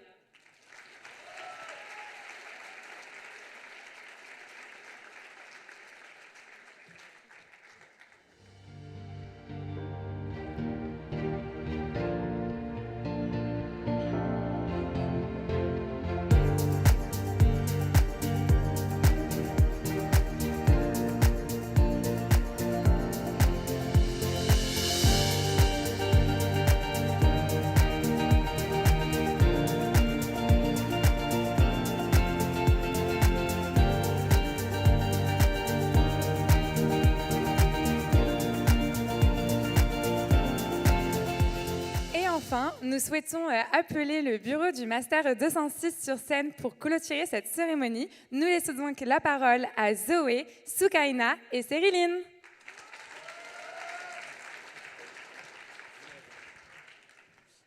C'est en tant que présidente du bureau du Master 206 que je prends la parole ce soir, futur Master 343. Je me devais de conclure cette cérémonie. Rapidement, je vous le promets, un cocktail nous attend.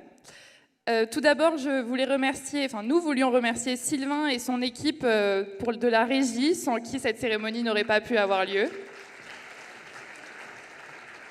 Ainsi que Nicolas pour toutes les photos qui ont été prises de la cérémonie.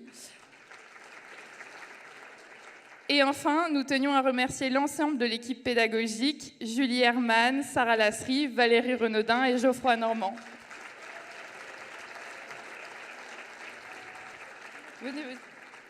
Merci pour votre soutien, votre implication et votre passion qui nous motive à aller toujours plus loin.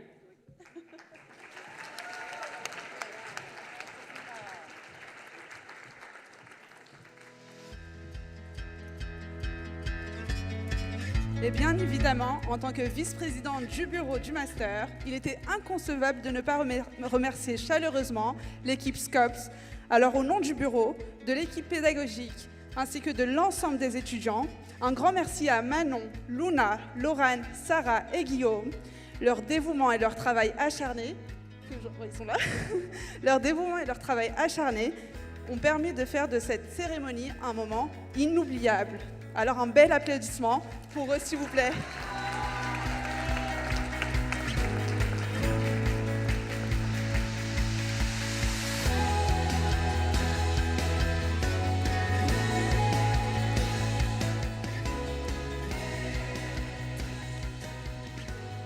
Pour finir, en tant que trésorière du bureau, et pour ne pas oublier le plus important, un immense bravo à l'ensemble des étudiants du Master 206, que j'invite tous à monter sur scène, qui ont fait preuve de rigueur et de créativité pour trouver des innovations commerciales tout le long de l'année. Et un grand merci également à notre responsable pédagogique, Isabeau Grisillon, que j'invite également à monter. Donc un grand bravo à vous et un tonnerre d'applaudissements pour vos accomplissements.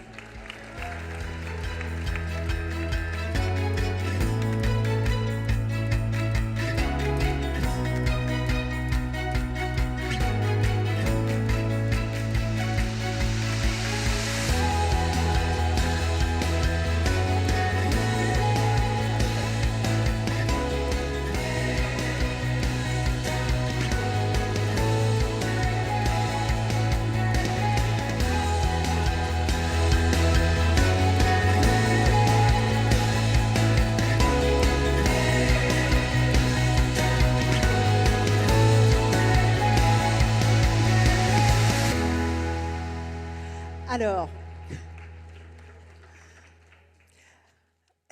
le mot de la fin, ça y est, on y arrive. Nous espérons que les innovations et tendances présentées ce soir seront pour vous une source d'inspiration.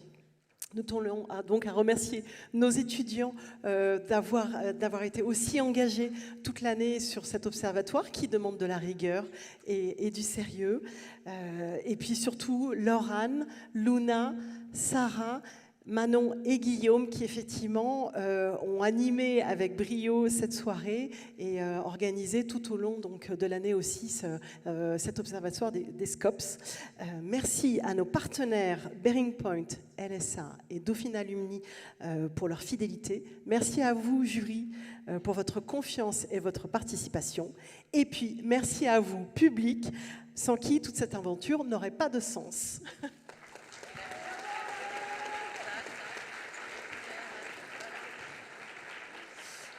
Merci beaucoup. Nous vous attendons tous dans quelques instants pour partager un verre et échanger sur vos impressions après la photo finale avec le jury.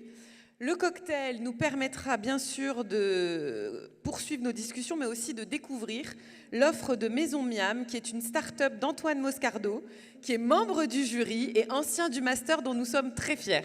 Donc merci à lui d'avance. Voilà, et puis nous voulions vous annoncer que le Master Marketing et Stratégie avait une nouvelle maquette pédagogique à partir de la rentrée prochaine. Et donc les SCOPS vont aussi faire peau neuve en 2026, avec une édition qui sera évidemment pleine de surprises. Alors en fait, 120 étudiants seront mobilisés cette fois, parce qu'ils n'étaient pas tout à fait assez nombreux cette année, pour vous faire découvrir le meilleur des innovations de 2025. Donc toujours plus nombreux, mais avec une rigueur inchangée et une passion du commerce évidemment intacte. C'est un défi que nous relèverons pour les 19 ans des SCOPS. Alors, nous invitons le public à démarrer le cocktail et surtout les membres du jury à monter sur scène pour pouvoir faire une photo tous ensemble, s'il vous plaît.